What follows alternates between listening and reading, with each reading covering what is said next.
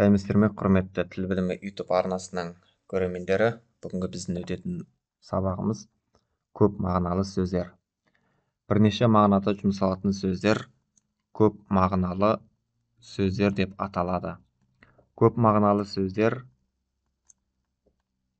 түсіндірме сөздікте бірінші, екінші, үшінші деп нөмірленіп беріледі.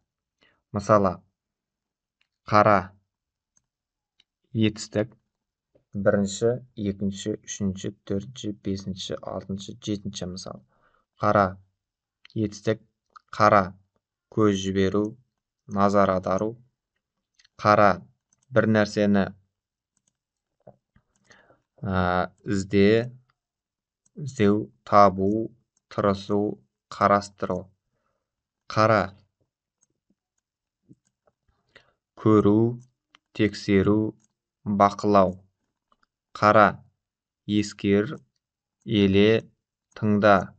Қара, аңғару, байқау, аңғар, байқа. Қара, етістік бағып қағу, күту, баптау.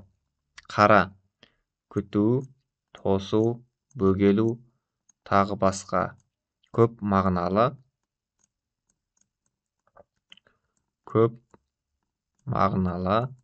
сөздер. Оның көп мағыналы сөздер. Яғни, бірнеше мағынада жұмсалатын сөздерді көп мағыналы сөздер дейді екенбіз.